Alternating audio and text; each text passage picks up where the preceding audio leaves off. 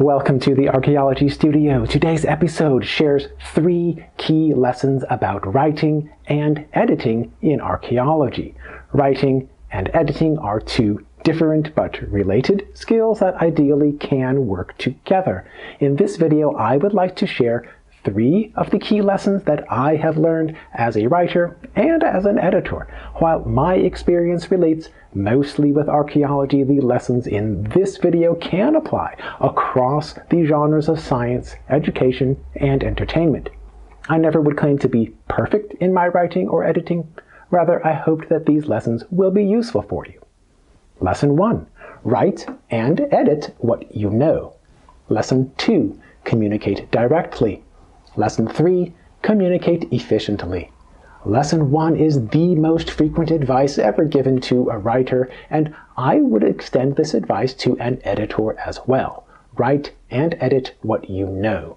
When I write about archaeology, then I already know how to present the facts and how to build a logical argument. Especially when I write about my own work, then I can be confident that I know all of the information that needs to be communicated. I can focus more on the form of communication, such as the outline of the paragraphs, the sentence structure, the grammar, and the word choice.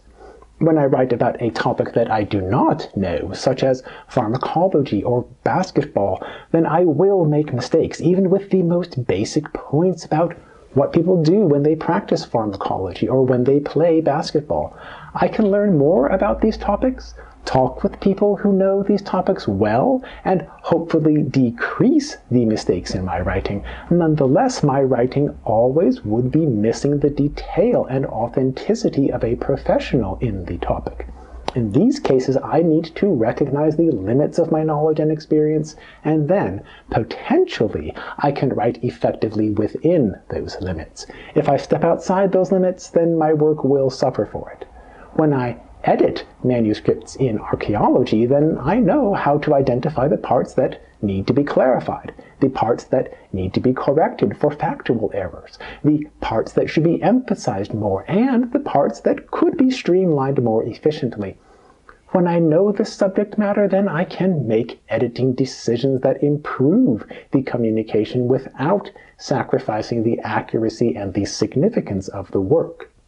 When I edit manuscripts about topics that I do not know, then I will misunderstand the jargon, the professional conventions of presenting data, and other aspects of the writing. At best, these misunderstandings can alert the original writer to clarify certain parts of a manuscript. At worst, an editor will insist to distort and redirect what the writer originally had intended. An additional problem occurs for editors of academic manuscripts. Specifically, the editor may not be qualified to evaluate the academic integrity or the value of a manuscript in a specialized field of study. Even with academic peer review standards and editorial boards, editors still can make poor decisions when they personally do not know a specialized topic. An editor always can help with improvements of word choice, direct and efficient sentences, logical structuring of paragraphs, and other technical issues that apply in any manuscript regardless of the topic. As an archaeologist, I possibly could assist in technical editing of a manuscript about pharmacology. This technical editing, however, is different from editing the specialized professional content that I know. I would not be the best person to make decisions about the data accuracy, the theoretical concepts, and other professional issues in a manuscript about pharmacology or any other topic that I do not understand. Lesson 2. Communicate directly. If you can deliver your main thesis right away, then your readers naturally can follow the remainder of the text to learn the contextual details, the supporting evidence, and any nuanced discussion. The logic here is the same as a standard outline of an essay. I suggest for writers and editors to follow this approach at different scales of a whole manuscript. Each paragraph and each sentence. Ideally, each scale in the outline communicates a single point. If you can communicate directly at all of these scales, then your readers easily can identify your thesis, your supporting evidence, and whether or not your evidence can justify your conclusion. Often in academic writing, the approach is indirect or even inverted, and the key points are hidden at the end of the text. In popular fiction, typically, a laboratory scientist will talk for a long time about the technical procedures and analysis, while the other characters lose their patience in waiting for the conclusion. I suggest to start with a statement like a headline of a news report, and then to proceed with the logical structure of an outline. The concluding section still can revisit your opening headline, expand on it, and consider the broader implications of your work.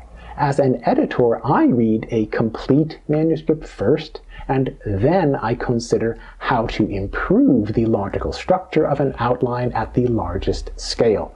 Next, I can concentrate on the internal structuring for the most direct communication. Lesson 3. Communicate efficiently. If you can write efficiently in just a few words, then you can maximize your amount of information per page. If you add extra words and phrases, then you are wasting the precious space in a manuscript. Moreover, you force your readers to invest more of their time and effort than actually would be needed. In my experience, if first I can communicate directly, then next I can be more effective in communicating efficiently. These two lessons work together. Whenever possible, I try to use active voice instead of passive voice. This procedure alone can reduce the word count and communicate more clearly. As a writer and as an editor, I try to eliminate instances of it is, there is, and there are. I delete words such as very or quite. Depending on the genre of a manuscript, I might suggest to use numbered lists or bulleted points, tables, figures, and internal heading titles of sections and subsections. All of these techniques make the communication more direct and more efficient. Most editors can make individual sentences more efficient. I advise to apply these principles of efficiency at a larger scale of a full manuscript, in conjunction with a direct mode of communication in a logical outline. I could present more about writing and editing, but these 3 lessons have been most useful for me. Write and edit what you know, communicate directly, communicate efficiently. In concluding this episode, I hope that I have offered some useful guidance about writing and editing, not only for archaeology, but also for general use. If you have not already subscribed to this YouTube channel, then please consider to do so. In any case, I encourage you to share with your friends and explore more online videos with the Archaeology Studio.